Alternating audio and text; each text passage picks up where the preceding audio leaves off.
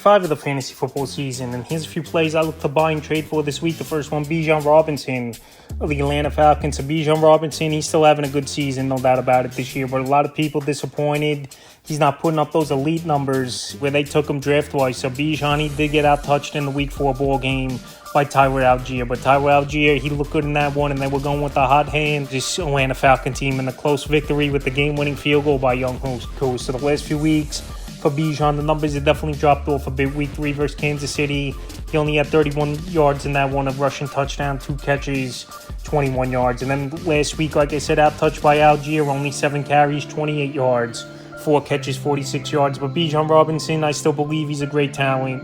We know he's a running back that we've seen the flashes from him last season and even at times earlier this year. So right now, well, he's struggling. And he had some tougher matchups versus Kansas City in week 3 and week 4 New Orleans, 2 good run defenses. I think those were tough matchups. He didn't put up great games. But the next couple weeks, he's got some solid matchups coming up versus Tampa Bay and at the Carolina Panthers. I think Bijan bounces back. So right now, well, he struggled over the last couple weeks, especially where people took him and they're frustrated. He's a buy low this week. Next buy, DJ Moore of the Chicago Bears. DJ Moore, it's been an okay season for him in the early going, but he was way better with Justin Fields last season was DJ Moore. And Caleb Williams, he's still not all that great, I think, Caleb Williams, and not making big plays for this offense. DJ Moore, if he didn't have the touchdown last week, he only had 22 yards then on 3 catches, and his best game of the year was week 3 at Indianapolis, where he had 8 catches, 78 yards, so the targets haven't been there. The yards haven't been there for DJ Moore. Like I said, the touchdown bailed them out.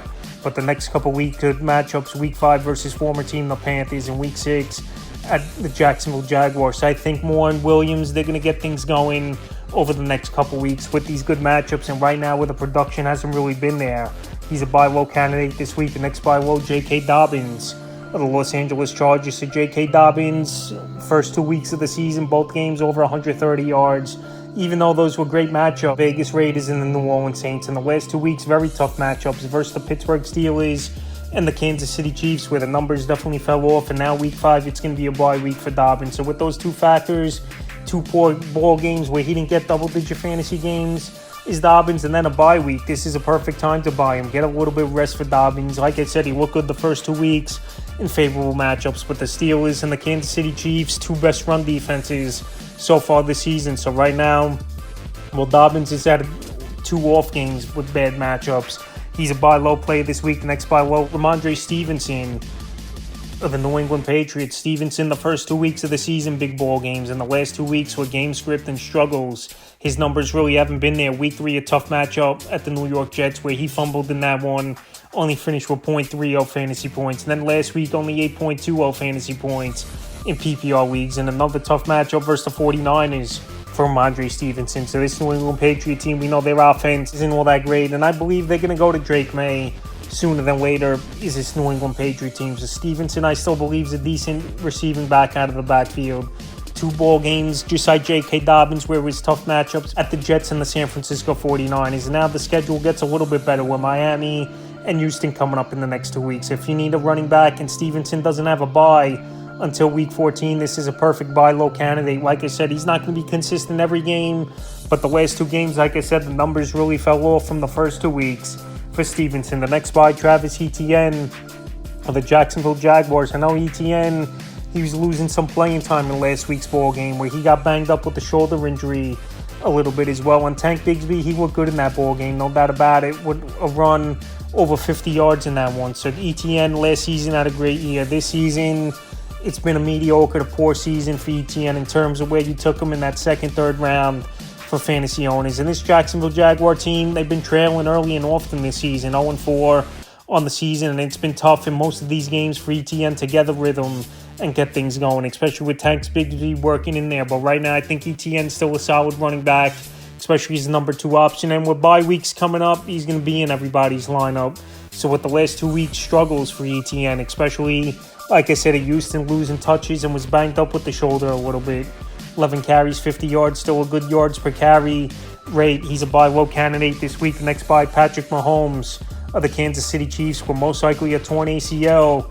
Reports have coming out for Rashee Rice. His number 1 target this season on the offense he's going to be out for the season is Rashee Rice. And now he's got to work with Travis Kelce once again, his number one option for this Kansas City Chiefs team. Then he's going to work with young wide receivers and improving wide receivers. Besides Juju Smith-Schuster, he's got Xavier Worthy hit on a deep ball for 54 yards in the victory at the Chargers. Got Sky Moore still over there, and Juju Smith-Schuster and Watson, the wide receivers.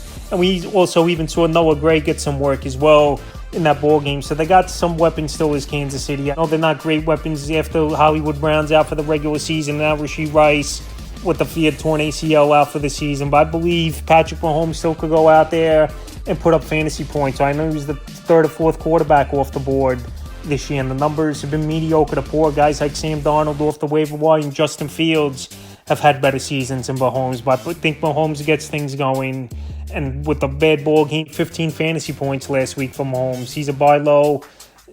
And with all those things I mentioned with the injured wide receiving room for Patrick Mahomes, and the numbers been subpar in the first 4 weeks of the season, he's a buy low player this week. And the final buy low is T. Higgins of the Cincinnati Bengals. T. Higgins, he's just missing on big plays and still not 100% as well, I believe, coming off the hamstring injury. But he had a healthy target rate, 10 targets in the ball game versus the Carolina Panthers last week. And even going back to week 3 in his season debut versus the Commanders, he was out of bounds in the back of the end zone on one play where it could have been a touchdown. And he also made another nice grab where he couldn't get that second foot in. So the last 2 weeks, opportunities have been there for T. Higgins, but they've just missed on that big play with him and Joe Burrow. But this team bounced back after a tough loss on Monday night. Now they got a tough matchup versus the Baltimore Ravens. Higgins, we know it's a contract season for him. He's under the franchise tag.